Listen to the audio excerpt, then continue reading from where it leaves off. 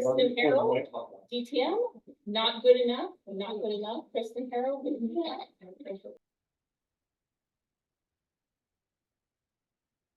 About this time, 3 years ago, I opened my email at work and I saw career opportunities. I didn't typically look at these because I was happy with my job. I was fine doing what I was doing. I had recently come back to the office full-time after teleworking for 15 months. I had it pretty cushy, to be honest. For some reason, I clicked on it and I saw City Clerk Operations Manager. I don't even know what that means, but I'm gonna click on it and find out. I read it and every single thing on that list read exactly like my resume. I had a moment thinking, who wrote this job description just for me? I quickly logged in and applied for the position. And then I got that pit in my stomach. Have you ever had that pit in your stomach? My pit said, what are you thinking? You're not good enough to be the operations manager for the city clerk's office. You've never even worked in the city clerk's office. Do you even know what a city clerk does? I started to panic. I called Anthony and I said, would you really hate me or think less of me if I withdrew my name from consideration? And he said, of course not. But maybe you should just follow it through and see if you get an interview. You can at least practice interviewing. I'm a Toastmaster. That's kind of something we like to do. So I left my name in for consideration. I got an interview. I went to the interview. I came out of there at first thinking, wow, that was pretty great. I think I did okay. And then the pit in my stomach said, no, you didn't.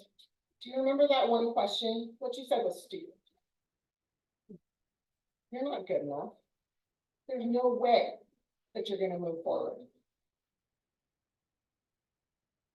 I got an email and I had moved forward to the second interview.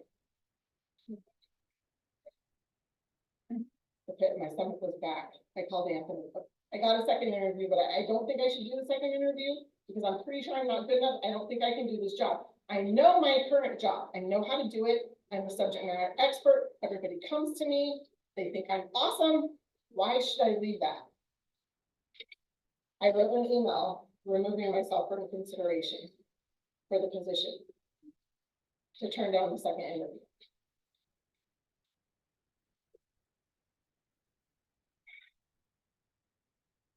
Maybe I'll just wait and I'll do the second interview because I'm a Toastmaster. That's what we do, right? I'll practice. I'll get some other interview questions out of the way. I'll just go through the second interview. I did the second interview and I came out feeling the same way. That was great. I think I did awesome until the pit in my stomach told me I royally screwed it up. There's no way that they're ever going to offer you this position. I went back to my desk and I pulled up that draft email.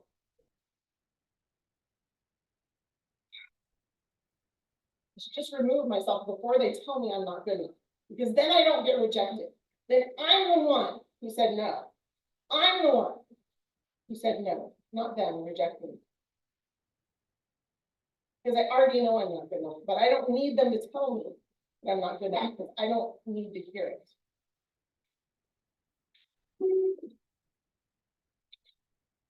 The phone rings. I pick up the phone. Hi, Kristin, this is Louie, the city clerk.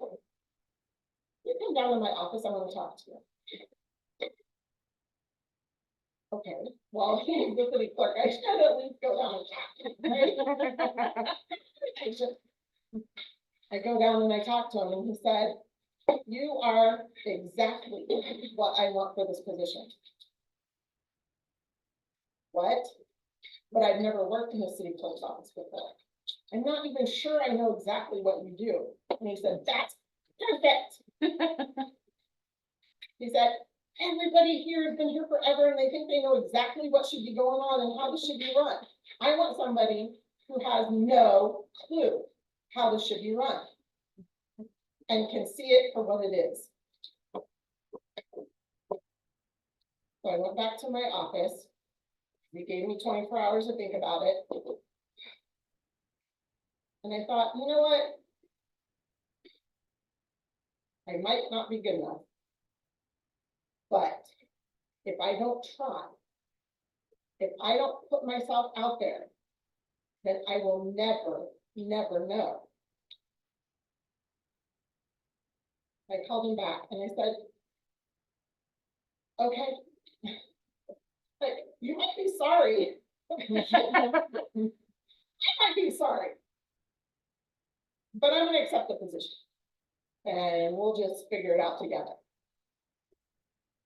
It is the best decision that I ever made. Hey. It is literally the best decision I ever made for my career. Because every single day, I get to try something that I didn't think I was good enough to do. I get to learn more about myself. I get to learn more about the city. I get to lead a team of amazing people that I would never have met had I not said yes to this opportunity. I still, every time they ask me to do an interview or go talk to senior leadership, I get the pit in my stomach that says, you're not good enough. But I'm finally at the stage where I can say, shut up. I'm good enough. Now I'm Toastmaster.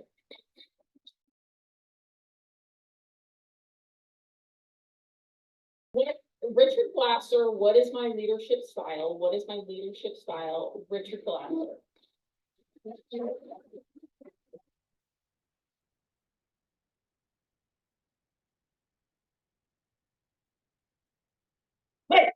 We're late again.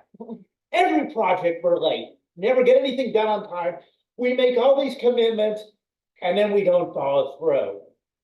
And you know the worst part? Not you, none of you will take any responsibility for this. I would just for once like to see someone take responsibility when we're late on a project. Oh, Toastmasters, I had just recently started a job.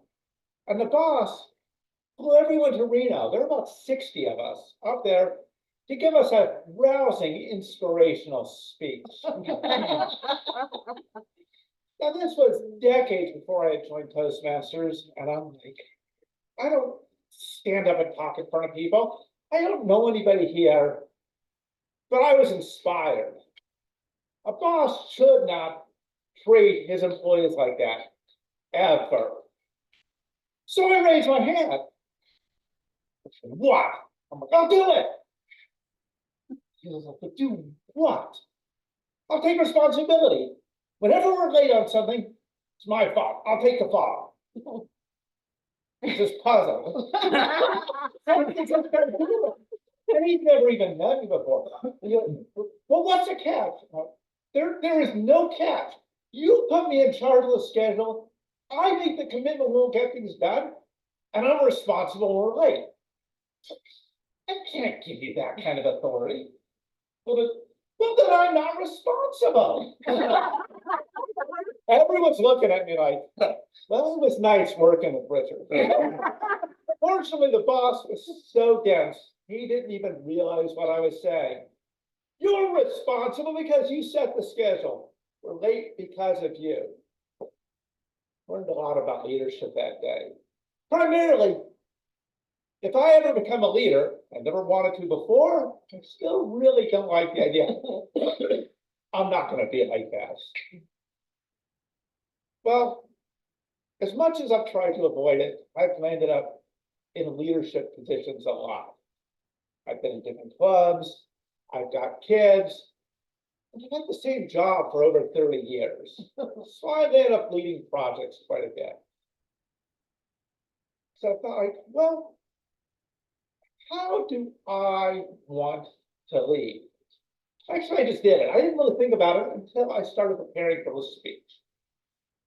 I go and take the little test and all, and it comes up, I'm scattered all over the place. I thought everything's equal.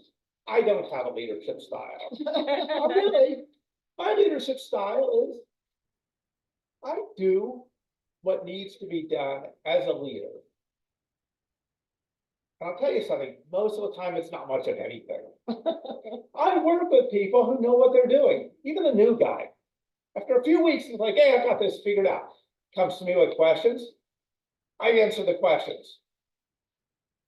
The boss above me really tells us what we do, and I'm at him. We've got all these different things that we're scheduled to do. Pick something. Now that always leaves me with a job no one else wants, which happens to be exactly what I always want to do. So this works out great. But sometimes you'll end up with a difficult person. How do I handle that? Well, I figure out why they're difficult, what's missing that they need to make it not difficult. One time I was loaned an employee for a while. Rich, we're going to have him work with you to get this thing done. He's smart, he's fast, but he has no attention span. No one has figured out how to work with him. So I wrote up exactly what I needed to do, step by step by step. And I wrote in the margin step 1. I handed it to him and said, hey, here's the margin, I've got what you need. The rest of it's just blah, contact if you need it. Comes back to me a little while later. Hey, I did that. I printed out many copies of this and written in the margin, 1 step at each one. So I hand him another one. What will you do this now? Oh, I could do that. A little while later, he comes back. I'm spending about 5 minutes a day. In no time, his part of the project is done. I found almost all the time, I don't have to resort to gimmicks like that. But everybody has their style working, figure out how they work, what they do, and you make it happen. Now, recently at work, I knew a guy who got fired. They'd been working a year trying to figure out how to get rid of him. And I was told to participate, and I'm like, no. I would rather work on making everyone succeed. That's just my style. So, in the long run, what really is my leadership style? For the most part, I try to just get out of people's way and let them get to work. Solve problems as they come, and then go home. Thank you.